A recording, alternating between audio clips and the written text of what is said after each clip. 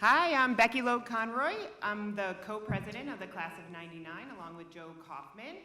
I'm supposed to tell you to notice where the exits are. You might have to look behind you for the exits, or the exit might be closer to you toward the front. So thank you so much. Thank you all for coming. We're so excited for this panel. We thought about what kind of panel we wanted to have, and we thought we have so many people in our class who work in the arts, and we were so excited to have a panel representing all different facets of the arts, so we're excited to present that to you today. So we are presenting to you the Class of 1999 25th Reunion Alumni Seminar, reflecting on art forms, perspectives from the Class of '99. And I'm going to turn it over to the moderator, Pam Franks, the director of WICMA, Williams College Museum of Art. So thank you so much. Thank you so much, Becky. Wow, Class of '99. This is an impressive group of arts leaders. Amazing, really amazing. I'm honored to be on stage with this group, and this is how it's going to work. First, we're just going to quickly introduce ourselves by name and where our current, where we are currently professionally. Then we're going to come back through the group, and there's going to be a sort of 5-minute autobiographical sort of introductory remarks from each, and then we'll have a conversation amongst ourselves, and then we'll open it up for Q&A from all of you. So again, I'm Pam Franks. I'm the Class of 1956 director of the Williams College Museum of Art. I've been here for about 6 years. I'm Hannah Nesbeda. I am the only non-professional arts person up here. I am an artist by avocation, and professionally I work as a nurse practitioner in primary care. And I'm Ethan Lasser, Williams Class of '99. And I'm the John Moores Cavett of the Art of the Americas wing at the MFA in Boston. Hi, everybody. I'm Maggie Adler. I am the curator of painting, sculpture, and works on paper, basically everything but photography, at the Amon Carter Museum of American Art in Fort Worth, Texas. Jan Postma. I'm the CFO of the Museum of Modern Art in New York City. If you haven't been there, please come by next time you're in the city, and we'll say hi. Thank you all for coming.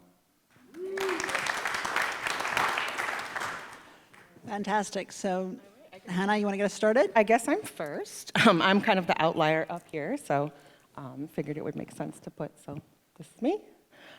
So I have been an artist forever. I've always been someone that makes things. Up until about 5 or 6 years ago, I would have told you that I make a lot of crafts, but mostly I'm a photographer. I have to keep the microphone for myself. And so I worked in photography for a really long time, but and it's a longer screed than I want to go into here, but over the last few years, I've really fallen out of love with photography. Not as a medium, but there's so much oversaturation in the digital world that it's very, very hard to sort of either find a voice or an audience. But this is sort of some archival work of mine. And this is some views of my current studio. These days, I work primarily in textiles and mixed media, mostly textiles. What I really like about the medium is that, and I work mostly in repurposed materials, so stuff that is from thrift stores, from dumpster diving, from friends, from old people's clothes, and what I really like about fabric is that it really holds a memory of both its manufacture and of its how it's been used before, and so I feel like there's sort of a tactile and sort of visceral component to it, and additionally, there's a lot of sort of gendered assumptions about what it is to work in craft versus fine art. So I really enjoy pulling sort of traditionally female-dominated media that have often been considered sort of the realm of crafters into the fine art space. So this is a view of my studio. I'm part of a studio arts collective in Fall River, Massachusetts. It's in an old textile mill, and it is a group of 15 working artists, including some furniture makers and sculptors, ceramicists. I'm the only textile person. So these are just some examples of recent pieces of mine. I'll go into more detail as we talk later. And these are some like non-textile pieces of mine. I have some postcards with social media links and stuff up front if anyone is interested. That's usually the best way to keep touch of where I am. And then, as I mentioned earlier, professionally, I work as a primary care nurse practitioner, which I've been doing for about 15 years in Boston. So that kind of informs a lot of the work that I do. I'll turn it over to, I don't remember who's next. Is it you? I think I may be next. Pass that clicker down. And I want to just make a few brief opening remarks. If I can, here we go. No, my biography, I think, was already in the materials. I just wanted to emphasize at the bottom of the screen MoMA's mission statement, because it gets back to, I think, one of the purposes of art. And our mission statement is to connect people around the world to the art of our time. The two components of that, art and people, I think are really, really important, and it's something I'd encourage you all to keep in mind as everyone's speaking today, the capacity of art to bring us together, especially in times like now. And then just three quick perspectives that I've been thinking about. These may or may not resonate, and some of them do bring in economics, since I was an economics major at Williams. The first is, I think we're very fortunate, and we may take it for granted, that when we all graduated in '99, we had WICMA, we had the Clark, Mass MoCA had just opened, but today we're in the center of a real arts hub, and I think this is a real differentiator for our area. And as alums, we shouldn't take that for granted. We should be supportive of that and nurture that. And that's just one thing I wanted to leave you all with. Second perspective, and listening to Hannah really brought this home as well. I happen to be married to a curator at the Met Museum who's much more interesting than I am. But as a result of that, I get to talk to a lot of artists at MoMA too. But I always learn something new when I'm talking to artists because they see the world differently. And just on here, these are 4 works from MoMA's collection. It's a fairly broad definition of art, as you can see. And just to draw your attention to that 1984 work in the top right, which is actually a film. So this is 1984, and in this short film, the protagonist becomes so overwhelmed by the flow of digital images that they become unable to function in the offline world. So that may sound familiar to some of us today. And then, down in the left there, that's a visualization. That work looks much different in the galleries. All these works have been on view at MoMA or will be on view. It's an enormous work, and it's this. She takes an Amazon Echo from start to finish, and all the materials that go into it, and really does this data visualization that again makes you think about the world and the choices we're making much differently. And then finally, in the bottom right, if anyone was at MoMA in 2023, the Rafik Anadol generative AI work was really quite something. And my third perspective that I would leave for you all, again, thinking back to '99 in economics class, we were worried about monoculture, talking about things like the winner-take-all society. If we think about today, we're almost faced with this paradox of choice, so many choices, and how do you make them? And I think what's interesting to think about is, in making those choices, it's helpful to rely on curators like Maggie, Ethan, or artists like Hannah to just show us the way and not always follow what everyone else is doing. And that's kind of the last perspective I leave everyone here today. And I left some, meta questions there at the bottom, but those are more for your own enjoyment. And let me, with that, pass it to Maggie to talk more about the curatorial side. And again, thank you all for listening. It's Ethan. It's you next. Oh, it's me next. Okay. Yeah. Thanks, Jan.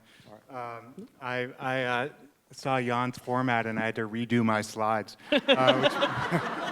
which brought me back to 25 years ago. But this is a little synopsis of my tour through the museum world. Really, it begins with WICMA. Really begins in the fall of 1995 when I had a 4th class to fill, and a junior friend, a junior on the crew team, was like, you should take Art History 101. Some of you were probably in that class with me. And you walked in, and there was E.J. Johnson with his dog, lecturing with his dog, and he'd show some ancient building, and the dog would start barking and pulling the chain. And then I thought that was good. And then the next semester, Ava Gruden taught. We are old because there were no laser pointers. She had a big stick, and she would point. And a classmate dozed off one darkness at afternoon, and I remember her taking the stick and rapping him on the shoulder, and I was like, this is serious stuff. Yeah. I don't know if Anton's here, but Anton, that was you. But I've had, it's interesting, Maggie and I are both in the same field, which I think has a lot to do with our great teachers here, and Mike Lewis particularly. the professor of American art. But I've had the privilege of working at different kinds of museums. I was in the Midwest for a while. I worked at an academic museum at Harvard University, and now work at one of the great big public collections. And I do think about Williams all the time. And I thought the way that I tell my story, and one of the things we're going to talk about is changes in the art world. So as a way of priming that pump, well, actually, because at Williams I learned how to close read, like formal analysis. Some of you will remember. We were assigned to go spend, 30 minutes with one painting. So we're going to do that here. I'm going to try to do that in an autobiographical way. With this painting that I've been thinking about since 1982, when I was on a kindergarten field trip to the Museum of Fine Arts, Watson and the Shark. Some of you know it. Painted by the great, I'm not going to talk too long. Painted by the great John Singleton. I can get a little carried away here. So, John Singleton Copley. And I think I offer this painting to say that one of the things that sustained me, because our world can be a hard world, is the courage of artists. Taking something that Jan said, being around the courage of artists to try new things, to say something about the world. And I think of that courage both in terms of artists I know, but also in terms of artists from the past. So here's a story from almost 200 years ago, 250 years ago, of this Boston portrait painter, Copley, who is just used to painting portraits, and he gets to London, and he decides, I'm going to do something totally different.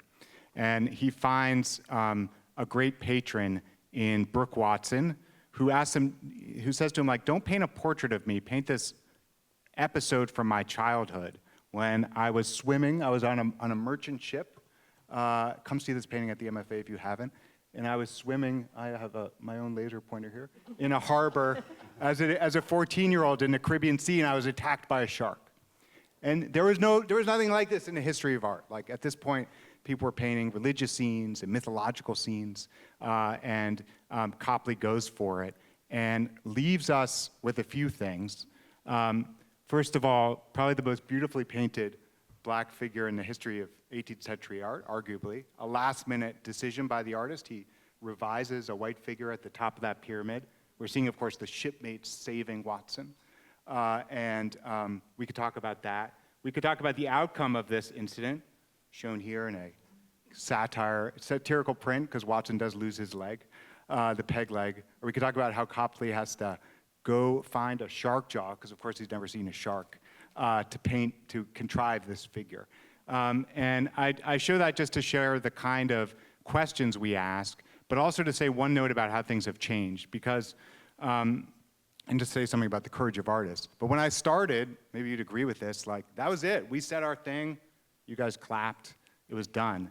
But I think what's changed is that our job now is less to be the interpreters or the experts, but to be the conveners of bringing together other people from outside the museum to think about the works on our walls.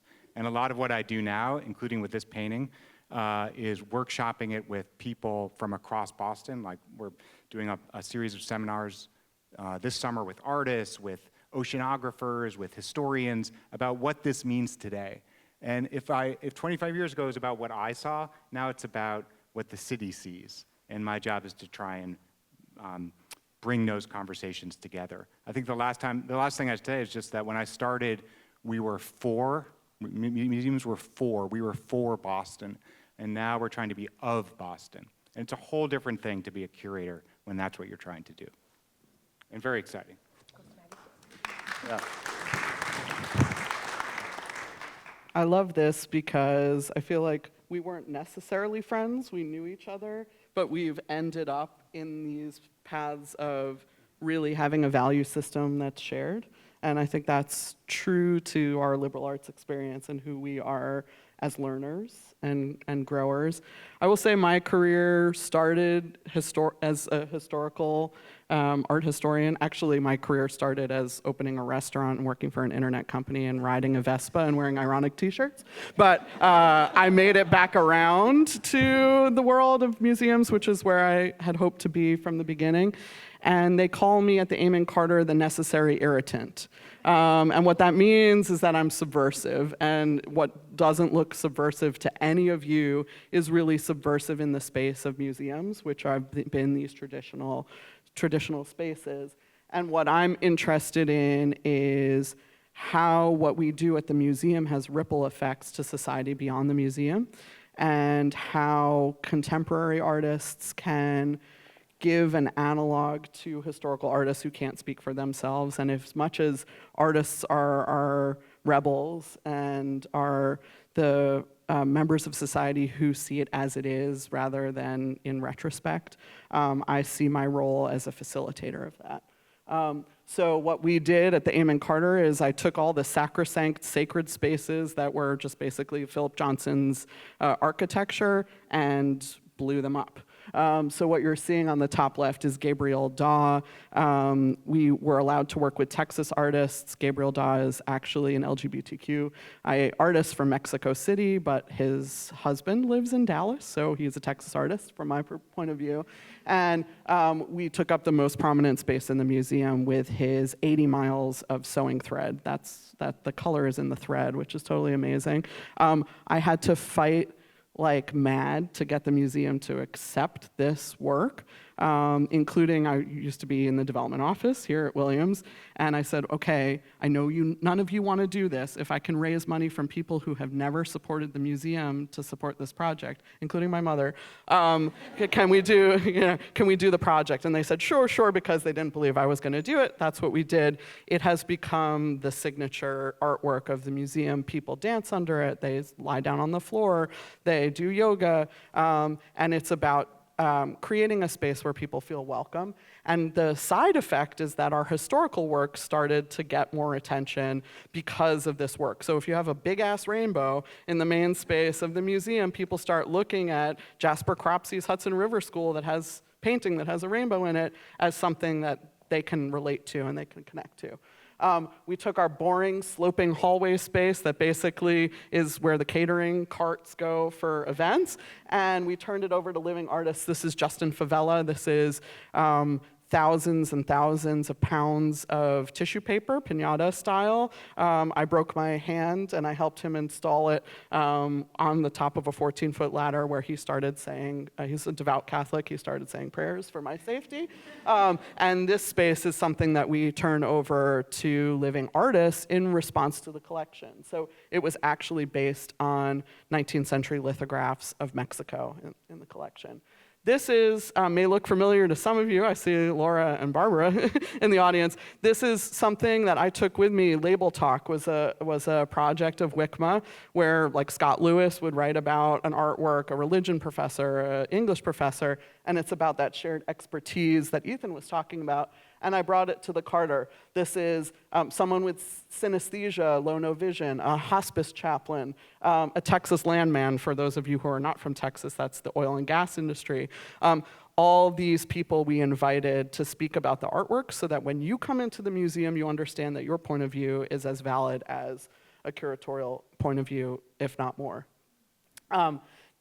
All of you know I was an archer, or some of you who are my classmates know I was an archer. We did a conservation project of Diana, the goddess of archery, and we worked with a local orthopedic surgeon and a beleaguered hospital to talk about diagnosis. And so when I talked about the surface of the sculpture or the armature of the sculpture, the nurses and the doctors and the orderlies talked about how you go about diagnosing a patient. I did a project with a renowned conceptual artist, Mark Dion. Normally when Mark Dion goes on his travels as an artist, he's introduced to other artists and curators. I'm like, nope, you're gonna meet an ornithologist, you're gonna meet a Comanche poet, you are going to meet map makers, these are the botanists from the Botanical Research Institute of Texas, and those became the experts.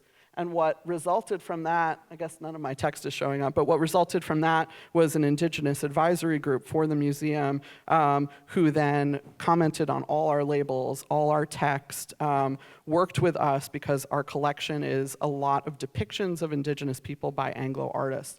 So it's not just about, I think people have the assumption that a curator does exhibitions and makes them look pretty. I think for me, it's always about how the exhibition serves the institution in its growth, in its transformation. And once the institution can't grow and transform anymore, like, I'm over it. This was a project that is now at WICMA. This, I promise you, it was a coincidence that it's my 25th reunion and the exhibition is up at the museum. That was not meant as a flex. But I had this goal. It started with Alfred Walker, who was our 42-year-long head of facilities at the Carter. He built the building. He started as a 19-year-old janitor, and he was one of the senior staff of the museum. He just retired. And we were looking at John Quincy Adams' Ward's The Freedman, a 19th century sculpture, and I talk about it as this very aspirational sculpture for the 19th century, in that it showed the person liberating himself rather than being emancipated by a white figure and being in a position of subjugation. He said, yeah, but Maggie, the shackles are still there. And I was like, that's a show. So we invited a bunch of people to work on this, and I called Horace Ballard, who was then at WICMA, and I said, do you want to partner on this with me? Because this really belongs on college campuses where it can pay it forward to the next generation. Again, my being a convener, not being the sole scholar, I had this notion that, like, maybe Dr. Opal Lee, the grandmother of Juneteenth, who walked from Fort Worth to DC to get Juneteenth made into a national holiday, maybe she would come to the exhibition. Maybe she would see herself on the timeline, which we put a timeline of events in civil rights history, which is actually illegal to teach in classes in Texas. So that was another subversive move. Well, not only did Miss Opal come to the museum once, she came about 15 times. She didn't remember, she's 97 years old, she didn't remember that she had been. So each time it was a new adventure.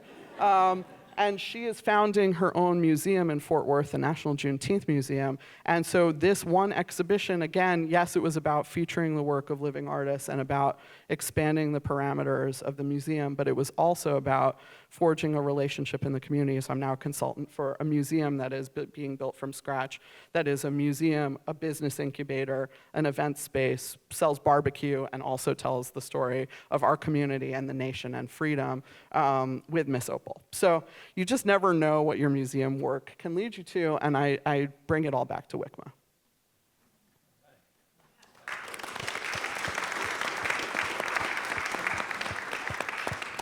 Thank you all. This is so exciting to hear, and I think just thinking about where we are today here on campus and your 25th reunion, I wanted to start with a question about whether you remember a moment or an instance or a specific example of a time that the arts or a work of art from WICMA's collection or just any specific experience that you really identify with as sort of changing the way that you engage with the world. I think, Jan, you put that so perfectly. You know, the way that engagement with the arts really changes the way you see the world, and it can change the way you see the world, and trusting those opportunities. So I wonder if there's anything specific that comes to any of your minds.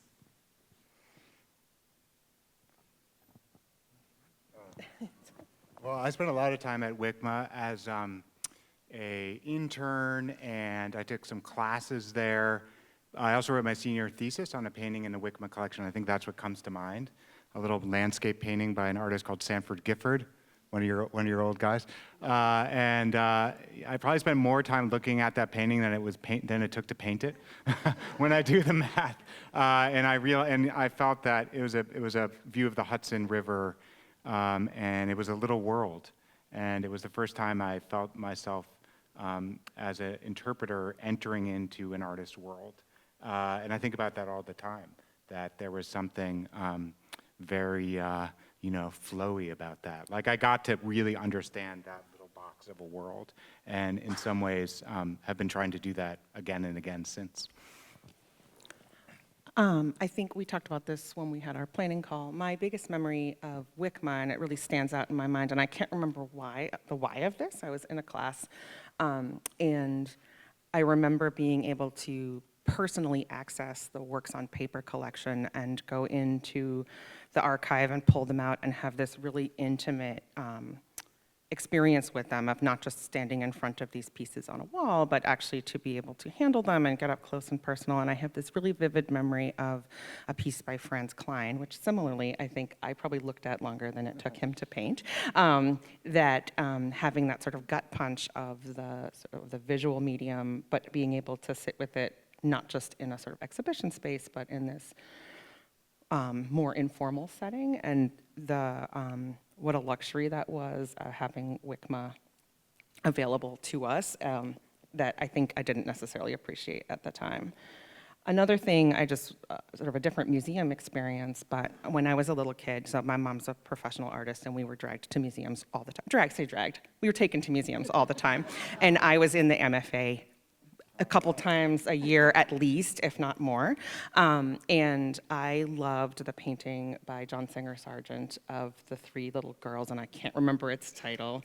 And I would have to visit it every time. And at some point in my teenage years, the then curator made this decision to bring in contextual items from the decorative arts collection into the display. So it's not just the painting on the wall, but the vases that are in the painting and furniture of the time in the painting, and having this real revelation that when we look at art, we're looking at history through the lens of the piece, and that it is the material history of the time that it comes from. And that just was a real crystallizing moment for me in terms of my relationship with art. I think there were a lot of objects that were dear to me in the collection, but I think it was the process. It's probably surprising to many of you that I wasn't always the pathological extrovert that I have now become. But we really, as volunteers at WICMA, we really were forced to think on our feet in like myriad ways about one object, whether it was comparing Assyrian reliefs to a portrait of Amos Lawrence, to this kind of cross-disciplinary thinking, and engaging with visitors to meet them where they were, including my first ever tour. Not only did I tear the butt of my pants, but also it was homecoming weekend and there was one drunken alum on my tour. So that was my first experience giving a museum tour, and I'm still doing it. So I think it's like, it's a Williams fearlessness. It's like a faking capacity and ability when you don't necessarily feel that you have it, and knowing that it's going to be okay. Like, words will come out of your mouth. It might sound intelligent. It might come together, and that's kind of the Williams experience that gave me that credibility and ability to sort of switch on a dime and be versatile and engage with art in that way, that it's like there are so many avenues to connecting with these works other than my giving you a narrative about Winslow Homer that Ethan and I share. And we're willing to give. I think I have probably less object-centered memories and more just memories of sitting in art history classes, and it was always a special experience. We were still using the slide carousels at the time in '99. I don't know if Mike Hickey's here, but we spent tons of time in the slide library studying, and that's probably my biggest memory in terms of the program. And the faculty at Williams is just so incredible, and again, would just remind everyone of that. Thank you all.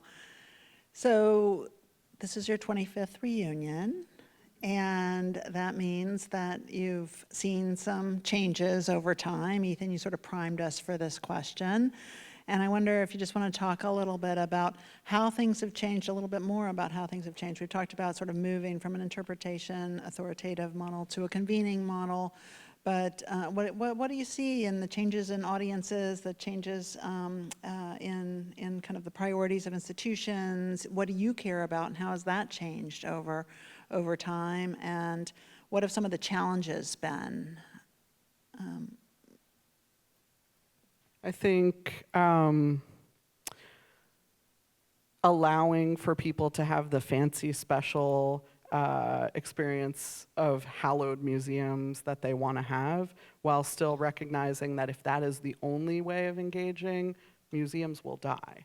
And so watching over the years how sort of siloed museum arts professionals have recognized or are needing to recognize that it's about everybody else but them. And that's not easy for people who have been in the museum world forever. It's not lucrative, and so nobody retires. And so it's, when you come in as the upstart, you're working really hard to convince people that showing their moves, that being transparent and that being vulnerable is something that's acceptable. And it's not only acceptable, it's that humility gets communicated and becomes welcoming. Yeah. I'll jump on. Well, first of all, some things haven't changed because your vases are still there. I know. So, we have not moved, because people say like museums are like battleships, right? Like you can't turn them. And that's true to some degree. But I agree. I think what's interesting about us, Maggie, is we came into the field at the tail end of the moment of the imperious curator, on high. And now, what I think is changed is not just this idea that like we don't have all the answers, and that's probably a bigger cultural question about expertise and what expertise means. And I think we've been front line of that shift in thinking about what expertise means. But I think, as museums are not these hallowed elite places, like we take ourselves more seriously as places where people can come together and have a conversation that doesn't happen. We're a common ground on some level. Everyone can look at a painting of a shark and have something to say, right? 6 years old, however old we are, 47 years old. And we realize that the art in our collection leans into the world, right? And the stories we tell when we started were probably art historical ones. I love those stories. I'll tell you all about that. Like I can still talk that talk. But I think what we've realized is that actually there's a lot bigger issues and we're the place in a city that can play that role. And I think that's a recognition and a responsibility that's different. Yeah, and I think if you look at institutional mission statements, say 25 years ago versus today, there's been this shift from object-centered, and this is along these same lines, to more experience and audience-centered, and this idea of convening, and again, less expertise. That's definitely a trend. I think for MoMA specifically, the art world has gotten much more global. We are a global collecting institution, and so when we reopened the new MoMA in 2019, just a couple of months before the pandemic, the concept was really one about broadening the stories we're telling. And so each gallery was meant to stand on its own as kind of one story. And so this is what I always tell people, especially if you don't have an art history background and you go into the museum, if you don't like a gallery, just move to the next one. I mean, there's plenty of them. You don't have to like every single work of art or necessarily every single gallery, and that's fine. I think you just want to have a reaction and move on. But I definitely agree with the changes in the arc that Maggie and Ethan were outlining, and Hannah. Yeah.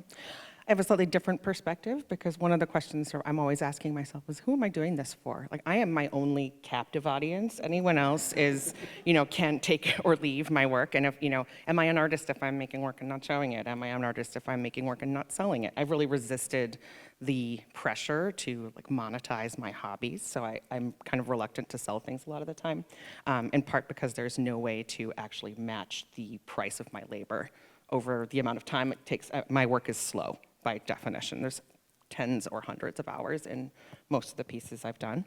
So that's sort of one piece of just who am I doing this for? And as the sort of era of social media and democratization of both makers and audience, I think there has been a big shift of who gets to have a voice and who gets to sort of be, to have their work seen and have those conversations. And I think that's sort of an interesting, I find myself up here and I have this moment of which is familiar to me because it was how I felt the entire time I was here, which is how did I get here?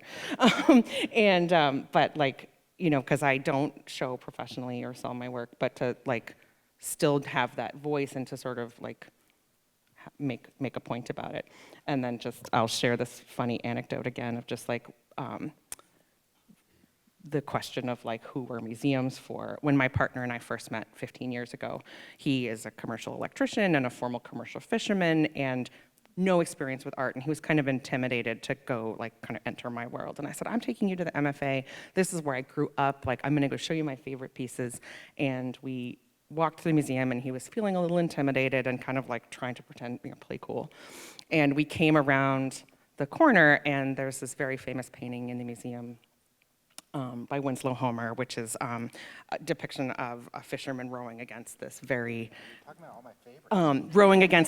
angry sea. And this painting is as familiar to me as, like, I've seen this painting just dozens, hundreds of times. Like, it's very it's classic piece in the MFA.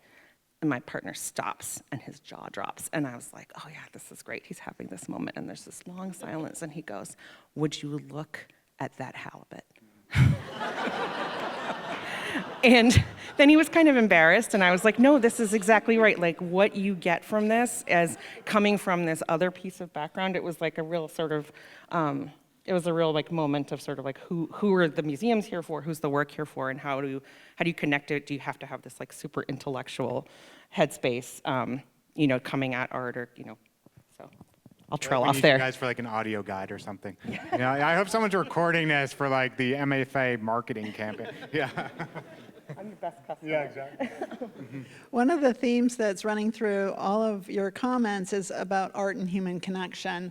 And Hannah, I'm going off script here, so forgive me. But given your full life, I want to talk a little bit about art and wellness, art and well-being, because I think that the role that art and museums can play in mental health and a sense of community and a sense of belonging cannot be overstated. And I think I just feel that you have such a great perspective on that. Thank you.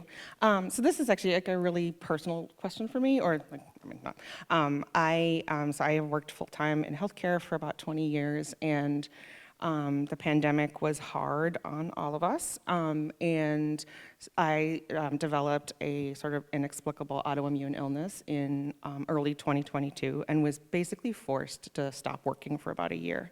And it was maybe the best thing that ever happened to me, in terms of I found myself suddenly catastrophically burnt out, depressed, kind of unable to function, and for the first few months I was literally just sitting on my couch making quilts. That was just like and was not with any sort of thought process. And over the course of that year, discovered that I really needed to make more space for making in my life. That had been sort of a hobby on the weekends, that this needed to be something that I really brought more fully into my life. I considered not going back to my professional job, but it's important to me also. And so over the course of that year, sort of discovering that the act of making, and really having to confront, like, what do I get from it? And, if I'm making in a void, it's still valid to me in terms of how I process. And then fast forward to this February, I can give a sort of specific example. I had an absolutely out of the blue heart attack in February. Like, completely unexpected. None of my doctors could figure out why. And in the wake of that was just kind of flattened. And normally how I process things is by making, and I couldn't access that at all. And so this piece I actually brought with me today, I pulled out my scrap bag, and I was like, I am gonna just force myself to make something, which is not how I usually think of my work. I usually have like an idea in mind, and literally just sat there and forced myself to like lay down shapes until I felt happy with it. And it really did help sort of like making my hands tell myself that I was okay. And it was very important to me to finish it before I started anything else this spring. And I'm happy to report, like, I'm kind of back on track. But it's been definitely very, in terms of both like physical and mental health, it is really important to me to use that avenue of expression. I don't know if that answers your question. And so much more. May we see your work? And I brought this because I have pictures, but I think textiles in particular like really need to be touched and held. So it's all just salvaged bed sheets and some silk scarves, like out of my scrap bag. And I don't know, I can pass it around if people want to touch it. But and it's all done by hand. So sitting in the chair in my living room with a dog on my lap, trying to sort of like pull myself back into myself. I don't know. Do you want me to pass it around? Yeah. And down onto the. Well, I'll let you guys, and then hand it down. yeah, maybe once it makes its way down to you, Jan, you could perhaps pass it to the audience. So One last question from me to the panel, and I think you've gotten us started in a really beautiful way, Hannah.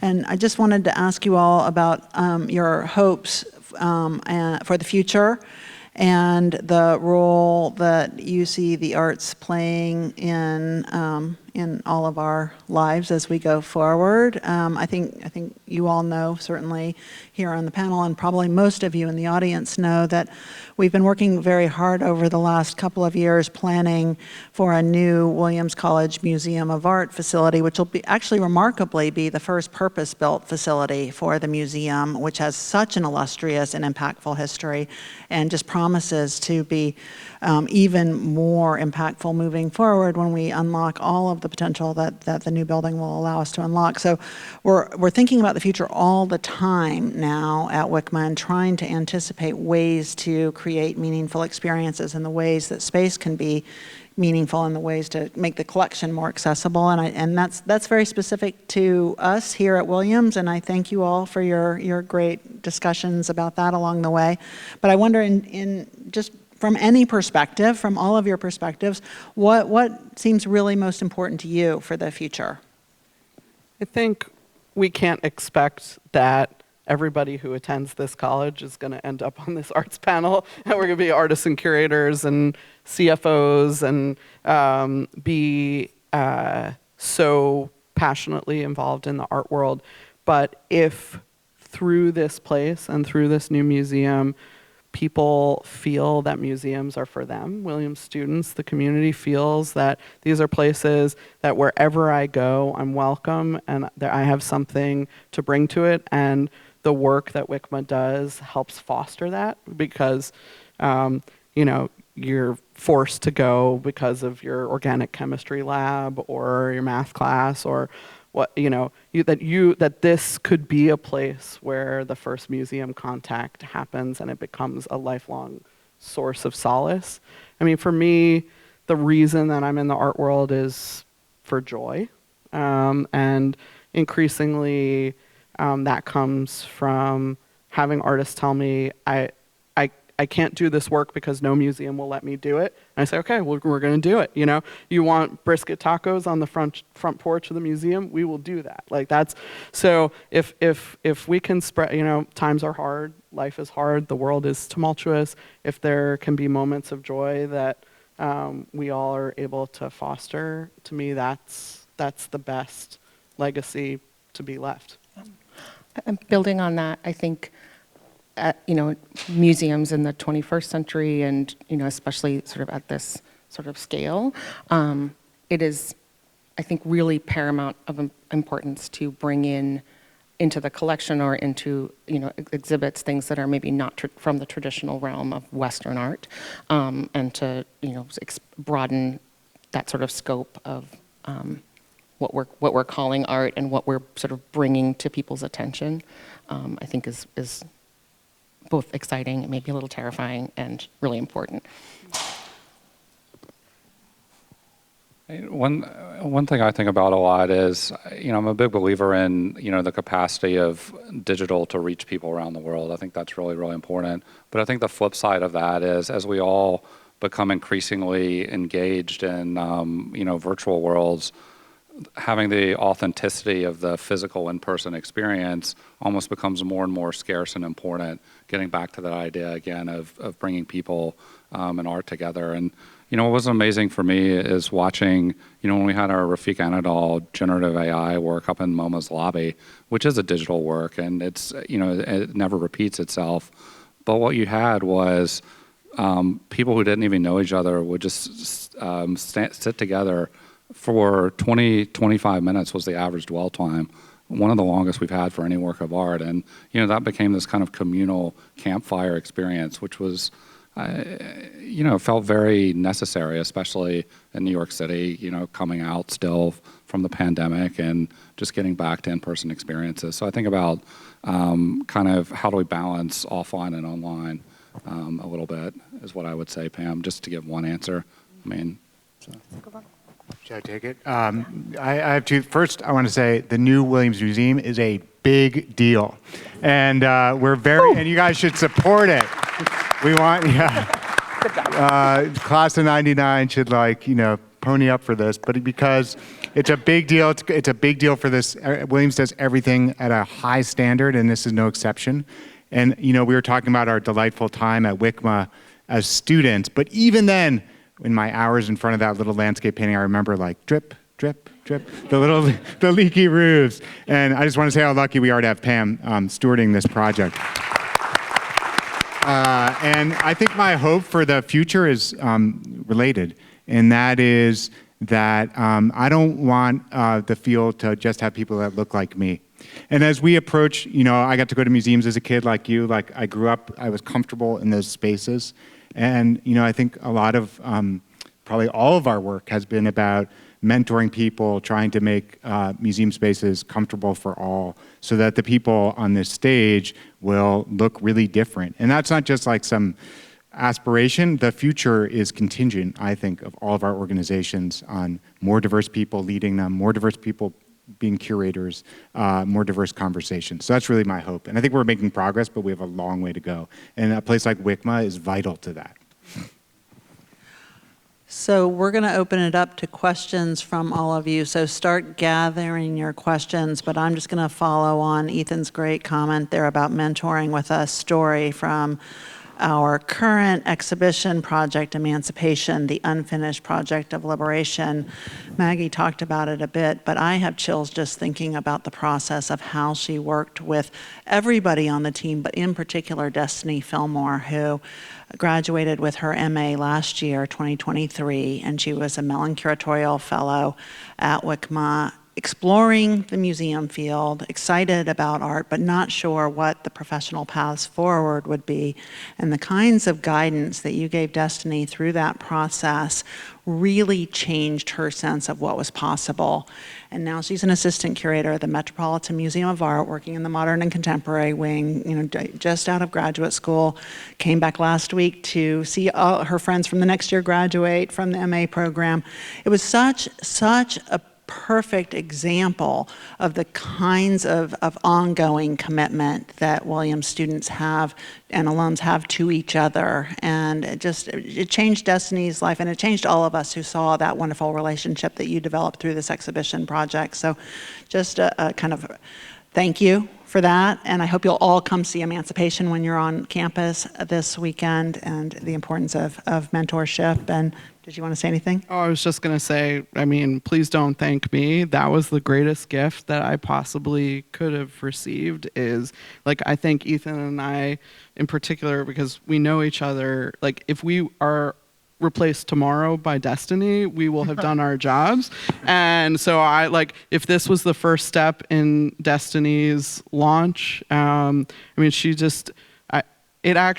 went back to my museum and I was like, I think I'm done. And that was after speaking on a panel with Destiny and my co-curator, Marita Poole, who was also a Mellon Fellow at WICMA. Marita and Destiny are the future. And if all it takes is my saying, okay, here's the ball, run with it, then I'll do that 1,000 times more because people did it for me. Thank you. So thank you all to our panelists. Now let's hear some questions from the audience. We've got about 10 minutes for questions. Yes, in the back. Hi, Tracy. Such a treat to peek into your world. I was pre-med at Williams, but I bet a lot of you remember when we first came here at Epping, had that secreted contract, secreted contract. Kind of blew everybody's mind. There were some nervous giggles. Some people loved it. But I really loved it and tried to take every studio class that Ed offered. And in doing so, got to meet a lot of local artists here, have dinner with them and really see the community that was outside of our professors. And I think one thing that I've wondered about ever since, and don't know much about, this is not my world, is how museums might be more symbiotic with living artists and not just preserve art, but also the creation of art. And I was wondering if you guys have some really kind of logistical, giving us a little bit of the weeds about how museums do support living artists. I think I can start with that. So in Dallas-Fort Worth, none of the museums really focused on the art of local artists. And the Carter sought to remedy that really pretty much immediately after I arrived. And the question is, if you are a museum that is supposed to be national and international, how you think of your standards related to local artists. We would show local artists who had a national reputation, but not necessarily foster the careers of local artists. And so what we ended up doing was appointing yearly Carter community artists who would go out into the community. We pay them for their work, so they get a living wage as artists, and they became our ambassadors. And let me tell you, the museum had consternation about this, like, why are we doing this? Why are we supporting these artists? Our marketing budget was able to be dramatically reduced by the fact that these artists then believed in the museum and brought all their friends and everybody who wanted to see the work, and they became the best proselytizers for what the Carter was doing. And then artists started to notice that the Carter was the place where they felt welcome. And they started bringing their friends to move to Fort Worth because it became a city that was conducive to their work. So it wasn't even like someone got a big solo show in the museum. It was that we understood the value of the artists as economic drivers, as creative drivers, as integral partners in the community. And so that's just one way that we really upped our connection to makers within the sphere of Fort Worth. I'll jump in. I think it's a great question about artists today, particularly for someone like me who, cares for, is passionate about the art of the past. But like Maggie, almost all of my projects, like the way I've woken up these sleeping beauties, these shark paintings and halibuts, there's a lot of fish in my, is by engaging artists now. Because no one can see a work of art like an artist, and no one can help you understand its power like an artist. So my best partnerships, I'm sure like you, have been, and sometimes that's a commission, sometimes it's like, can you make something that illuminates this painting. Sometimes it's labeling interpretive projects. Sometimes it's just someone to call. And I feel so lucky that I have so many friends who are artists too, who can be kind of interlocutors. And I do see myself sometimes as a matchmaker between like something old and someone out there who I know might have something to say about it. I'll sort of piggyback on that just a tiny bit, which is I see a lot of this happening in the smaller museums than in the big international institutions. So a couple of sort of different tacks on this. The Peabody Essex Museum, which is just north of Boston, has really sort of renovated their approach. But one of the things that they do is their gift shop carries original work by local artists. And so rather than having sort of reproductions of works in the place, they are carrying like local craftspeople and artists. So if you are in that space and kind of looking at stuff, you can sort of materially connect. So that's sort of one potential. And the New England Quilt Museum does that too, although they are a very small collection. But the other thing I see is like in my community, I live in southeastern Massachusetts, and the sort of RISD diaspora spreads out into Providence and Fall River. And so there are a lot of artist studios and a lot of local arts organizations sponsoring like open studios events. And I noticed that when those are connected to museums as sort of drawing that line between local galleries, local museums, and local artists, that can make, they sort of do this like arts trail idea of like, first you go to the museum and then you go to the studio space and then you visit the artists, and that kind of helps draw that connection as well. Sometimes successfully, sometimes less. Maybe so. a different task that we now have as museum professionals is to be visible within the community, not to be in the library all the time or in our offices answering emails. But like there are expectations, certainly in my community, that like gallery night, I'm there. A local artist has a show and they were a Carter community artist, I'm at their exhibition.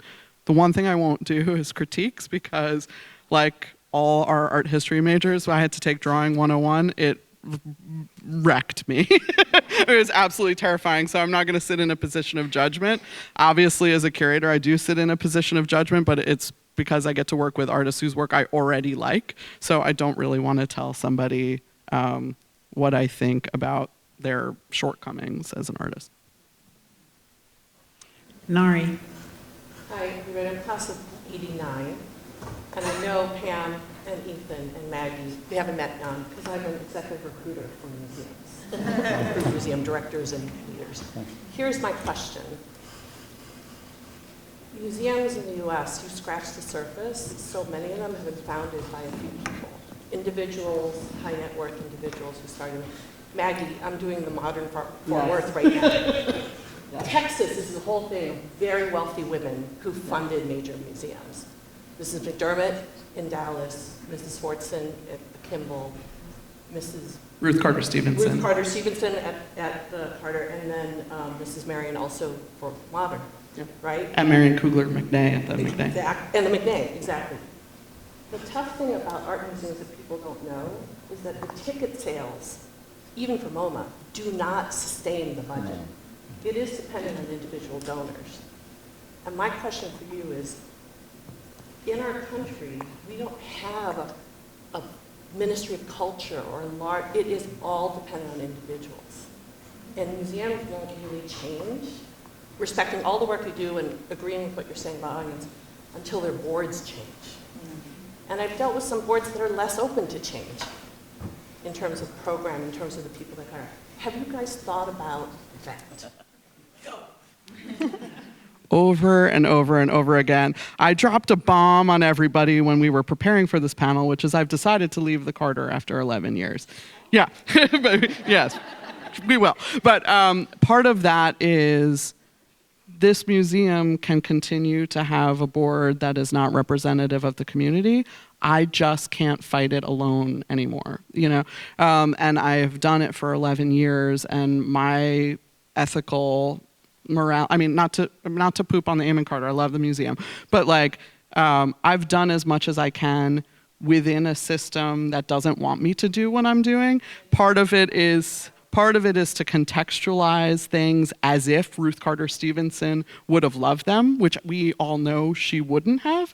But I made friends with her daughter, who is the chair of the board, and we have this moment in every board meeting where I'm doing something totally bonkers, like let's acquire a conceptual work that is made of thread that is supposed to last forever, and when the artist dies, who's going to reinstall it? And we're going to pay money for it. And they're venture capitalists on the board, and I'm like, think of it as a stock option. We are buying the work now at today's price with the assumption that the price, like, right, you have to contextualize it in a way that they will understand.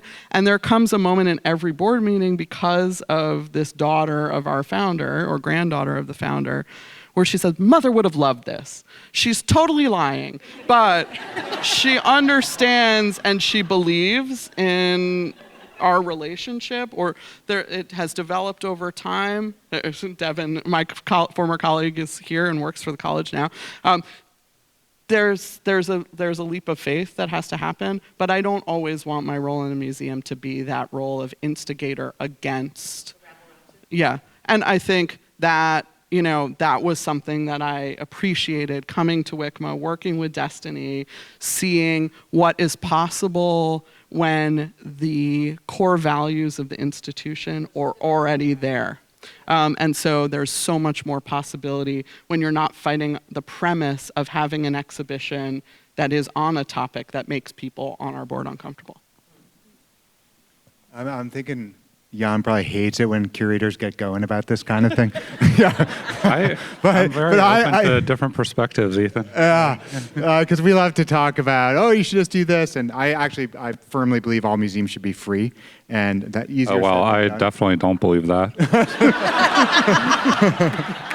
And our museum is free. But I would respond to your question. First of all, if I knew you were in the audience, you know, I would have been sweating a little more up here, but I'm glad you waited. But I think it's not just a question of the board. Like, we're making changes on the board. It's that the whole model of philanthropy in museums, which depends on, like, you know, a pretty small room of people to really help you get going.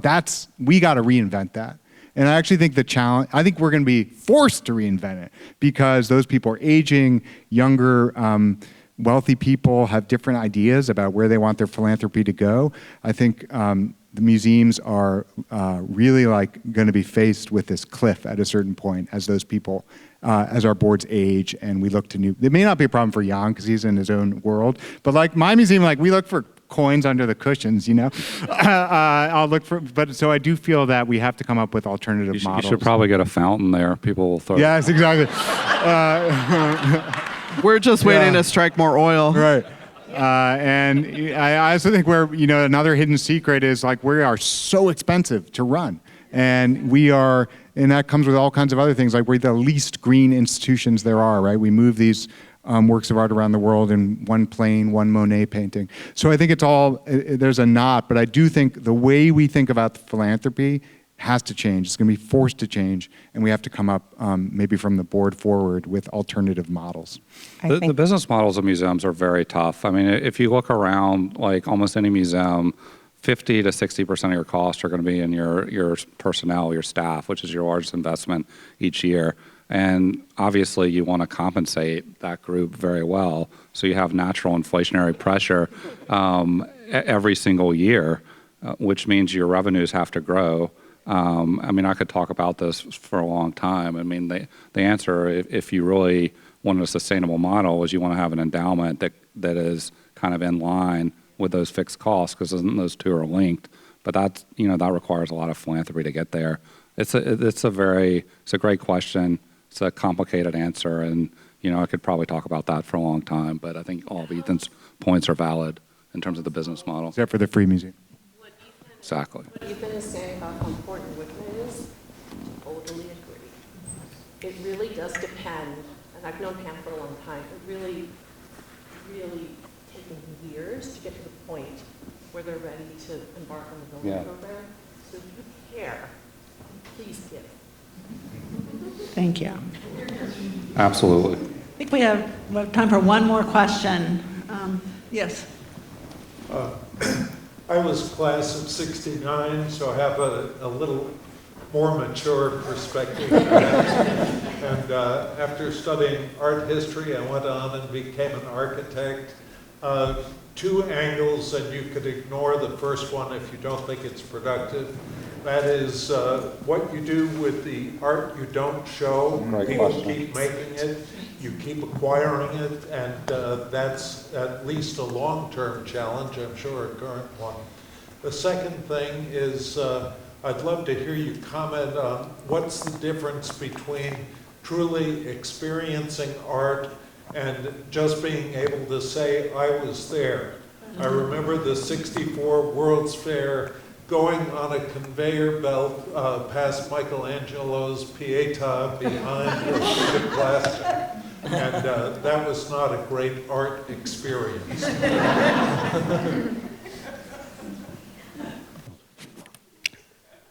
I'll start with the art we don't show. This was a revelation to me when I got to the Amon Carter, because I had been at the Philadelphia Museum of Art before then, and it's football fields of things that aren't shown. The Carter is a purpose-built museum, built in '61, and so we don't have a lot of extraneous work in storage, except for the fact that a huge amount of the collection is photography and works on paper, which are inherently sensitive to light. And what we have done is notice that a lot of our visitors are repeat visitors, which means we're doing something right. And so we devoted a lot of resources, I think Jan is going to start sweating, to turning over areas of the permanent collection over and over and over again, rather than relying on special exhibitions from great scholars like Ethan and bringing those exhibitions in and working with what we have. Also, museums have gotten so much better at having these wonderful study centers. So we took the academic model of what WICMA will have, which are these dedicated study rooms, and blew it up for the public. So you don't have to be a scholar. If your grandpa loves Frederick Remington and you want 10 of the great Frederick Remington paintings brought into the study room, we've committed ourselves to doing that. So that's a way that the collection remains vibrant. We also work with Art Bridges, the Alice Walton's Foundation, which is really invested in getting our art collections out to smaller regional museums that wouldn't have access to it. And people wouldn't have access to the Amon Carter. So what we've done is I've done, 10 shows that we then shop around, out of our collection that we shop around to other institutions. We partner with smaller institutions. We provide staff resources to them so that, if it's something that we don't always celebrate, it can be celebrated in Mississippi. It can be celebrated in Arkansas. It can be celebrated in Odessa, Texas. Jan, were you going to say something? I mean, I think Art Bridges is a really good program, and I think your question is a great one. I mean, Glenn Lowry, who's also Williams grad and has been director of MoMA for since 1996, he's written about this extensively in terms of just the ethical side of just having these collections that you don't show. And I think, what Maggie was talking about with Crystal Bridges starts to address that. And, we've also tried to rotate our collection more. It doesn't solve the topic, but it's certainly much more top of mind than maybe it was 10 years ago. And I think it's a very perceptive question. I'm not going to answer the second one about experience versus just being there, but maybe Ethan or Hannah can take that part. Great question. Thank you. Yeah, I'll take a crack at both, because here's the thing about, and I get the we have too much stuff, and it is true that we show 2% of our holdings at any time. You go to the basement and racks of paintings. And one of the joys, I think, of being a curator, we don't want to give that up, is pulling out and looking at all that stuff. But here's what I would say. My predecessors' taste, they would have sold all the black artists. Like they didn't, the stuff I care about, they wouldn't have shown. Therefore, you have to be very careful about your decisions because you'll be judged by the future.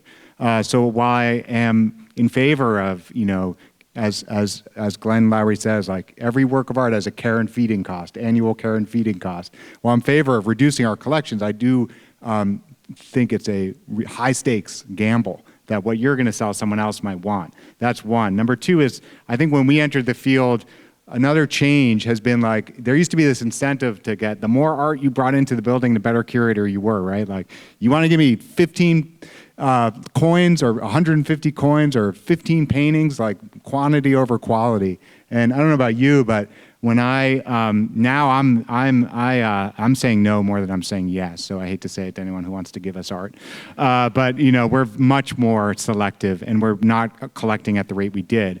And take the phone, but I'd say there's another part of this, which is, and we could have like another hour here, Pam. But the way we think about who owns these things is changing fast, particularly for people like us who maybe care for Native American collections or work by African American artists. Like, do museums even, is it okay for us to be the holders of these? That's a different question. So here's my answer about your experience thing. This is quick. So I have 3 kids. We go, I hope they don't say, I drag them, but we go to a lot of museums. I took that, like, that word choice. Here's what we do. We look at one painting for 30 minutes. Then I'll go get them a cookie or some candy. Then we go and look at another painting for 30 minutes, and then we're done.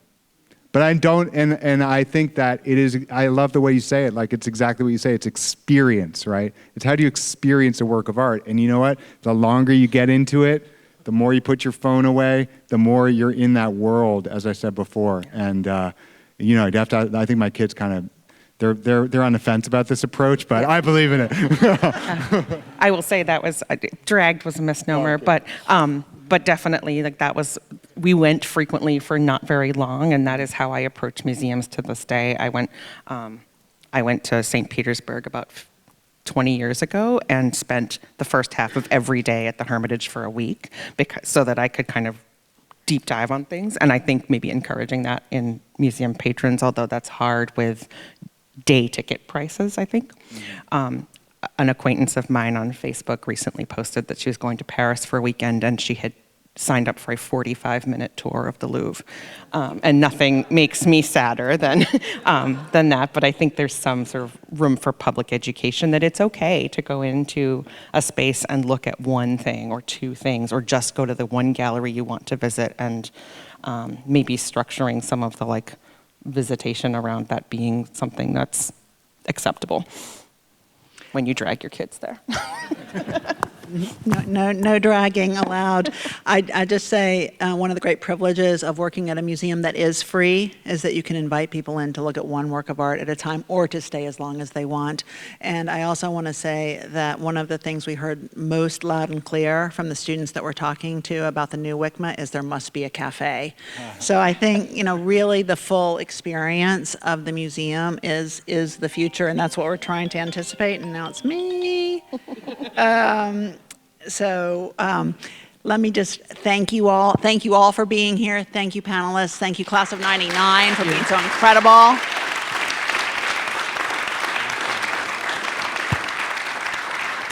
It's been a total pleasure, and I'm full of admiration.